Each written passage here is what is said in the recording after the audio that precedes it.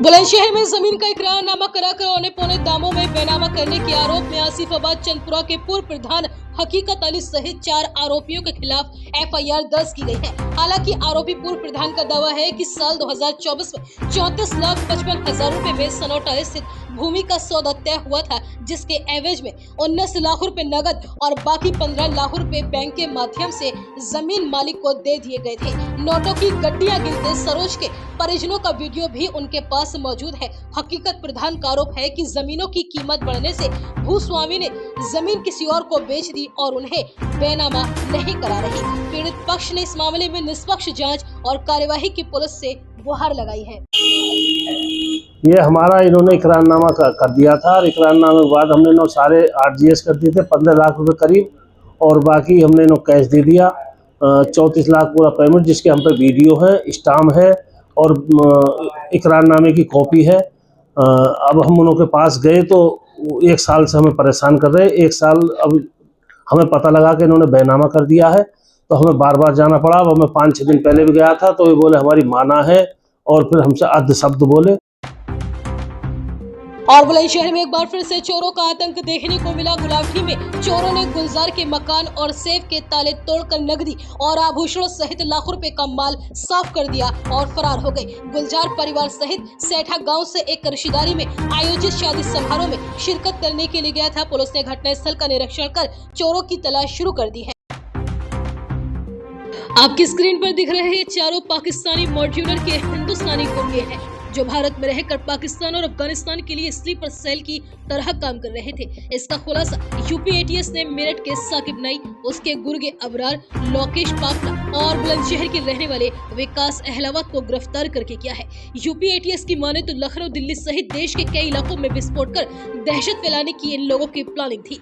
Lucknow railway station के पास gas के सिलेंडरों से भरे ट्रक में आग लगाकर विस्फोट कर जनहानि करने की इन लोगों की पूरी प्लानिंग थी। यूपी एटीएस का दावा है कि सोशल मीडिया नेटवर्किंग के जरिए ये चारों भारत में आतंकी गतिविधियों को अंजाम देने की तैयारी में थे।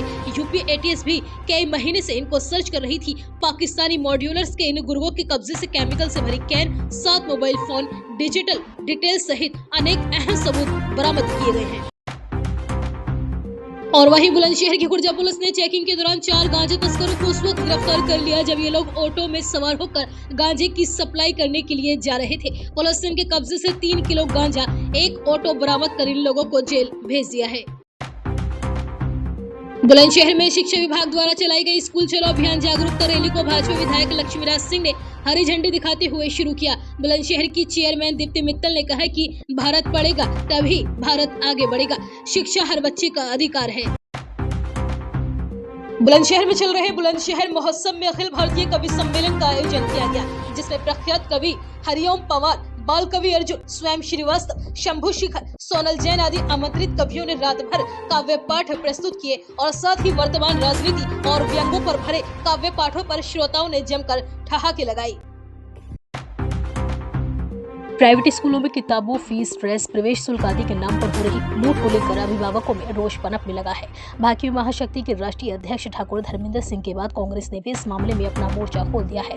कांग्रेस नेता राकेश भाटी ने दो टूक कहा है कि भाजपा सरकार में एनसीईआरटी की पुस्तकों की जगह महंगे दामों पर प्राइवेट पब्लिशर्स की पुस्तकें लगा दी गई हैं, जिन्हें खरीदने को अभिभावक मजबूर है। लाखों की वसूली कर एक खास बुक सेलर को कोर्स बेचने का ठेका दे खुली लूट पर अंकुश नहीं लगा तो ये जनता आगामी चुनावों में इसका मुंह तोड़ जवाब देगी और इस मामले को कांग्रेस सुप्रीमो के माध्यम से सदन में भी उठाया जाएगा।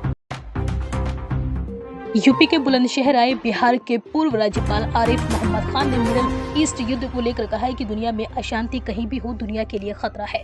प्रधानमंत्री नरेंद्र मोदी ने कहा है कि हमें हर स्थिति के लिए तैयार रहना चाहिए। आरिफ मोहम्मद खान ने बताया कि उनके प्रस्ताव पर देश में 3 तलाक कानून लाया गया और खुशकिस्मती है कि उनके संवैधानिक पद पर रहते हुए देश में ये कानून बन गया। आपको बता दें कि पूर्व राज्यपाल आरिफ मोहम्मद खान हनुमान जयंती पर आयोजित कार्यक्रम में शिरकत करने के लिए पहुंचे थे।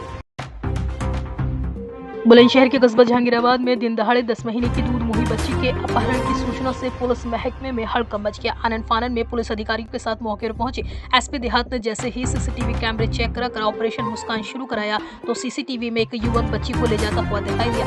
युवक को फोन कर बच्ची सहित बुलाया गया तो पता चला कि भूलवश वो बच्ची को अपने साथ ले गया था। पुलिस से दावा लेने आई फौजी की पत्नी वंदना को उसकी बच्ची सकुशल बरामद कर सौंपती है, जिससे उसके चेहरे की मुस्कान लौट आई है।